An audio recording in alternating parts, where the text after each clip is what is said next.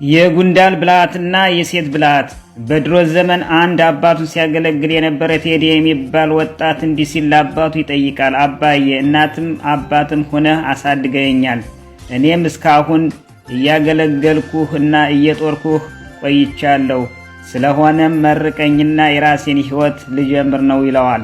አባትም ልጄ፣ እንዳንተ ያለ ልጅ ፈጣሪ ስለሰጠኝ ሁሌም እያመሰገንኩ ኑሬያለሁ።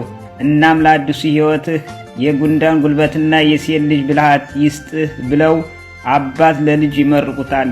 ቴዲም ብዙ ምርቃት እመረቃለሁ ብሎ ነበርና እንዴት ካልጠፋ ምርቃት እንደዚህ አባቴ ይሰድበኛል በማለት በድጋሚ አባት ዞር ብሎ ሳይመለከት ከትውልድ ቦታው ብዙ ቀን ተጉዞ ይሰደዳል።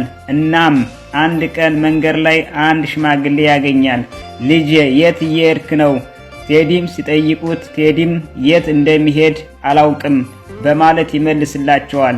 ሽማግሌው በመገረም ለቴዲ እስኪ ቁጭ በል ይሉና ቴዲ ከሽማግሌው አጠገብ ይቀመጣል። ከየት ነው የመጣኸው? ቴዲም የመጣበትን ነገራቸው። የተናደድክ ትመስላለህ ሲሉት አዎ ተናድጃለሁ ይላል። በል እስኪ ምን ነገር ነው ያናደደ ሲሉት ቴዲም ከሕፃንነት ዕድሜ ጀምሮ እስከ አሁን ድረስ አባቴን ሳገለግል ኖርኩኝና አባቴ መርቀኝና አዲስ ሕይወት አዲስ ጎጆ ልጀምር ነው ስለው የጉንዳን ጉልበት የሴት ልጅ ብልሃት ይስጥህ ብለው ረገሙኝ ብሎ ለሽማግሌው ይነግራቸዋል።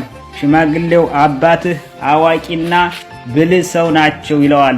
ና ብለው ወደ አንድ ትልቅ ድንጋይ ይቀርባሉ። ሽማግሌው ድንጋይ ገልብጠው ብለው ይነግሩታል። ልጅም በተነገረው መሰረት ድንጋዩን ሲገለብጠው ጥቂት ይመከታሉ።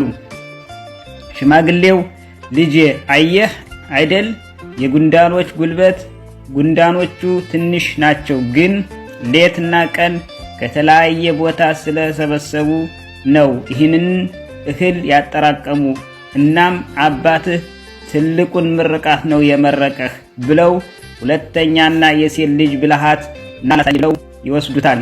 ሽማግሌው ወደ ቤት አጠገብ እንደቀረቡ ልጄ ወንዝ ውሃ ለመቅዳት ሂዳለችና ስትመጣ ውሃውን አንተ ሴቷ ጀርባ ላይ ታወርድ እናም ካወረድክ በኋላ ጡቷን ጨበጥ አርገህ ልቀቀው ይሉታል። ልጅም እንደተባለው እንዳሉት ውሃውን አወርዳለሁ፣ የልጅዋን ጡት ግን አልጨብጥም ይላቸዋል። ሽማግሌው እኔ ነኝ ያዘዝኩህ አትፍራ ይሉታል። እናም ቴዲ እየፈራ የተባለውን ልጅቷ ስትመጣ በፊት ውሃውን እንዳወረደ ጡቷን ጨበጥ ሲያደርግ ልጅቷ እውይ ብላ ትጮኻለች። አባትም ከውጭ ሆነው ምን ነው ብለው ይጠይቃሉ።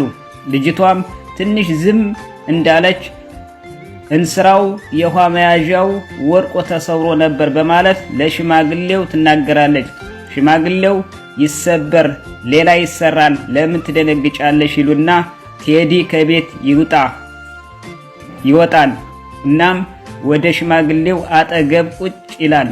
አየ ልጄ ጡቴን ያዘኝ ብላ ያልተናገረችው ችግር እንዳይፈጠር በማለት የፈጠረችው ብልሃት ነው።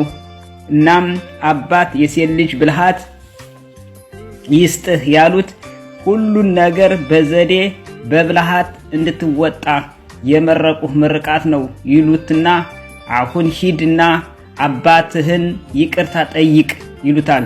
ቴዲም አባቱን ይቅርታ ጠይቆ ያችን ለመጀመሪያ ጊዜ ጡቷን የነካትን የሽማግሌውን ልጅ ሽምግልና ልኮ በክብር ባህል ድል ባለ ሰርግ አገባት። የሚያምርና የሚያስቀና ኑሮ መኖር ጀመሩ። ይህ የልቡልቅ ሚዲያ ነው። ዳንጊስ ሲምባ ሀግ ሰሚያ መልካም የፋሲካ በዓል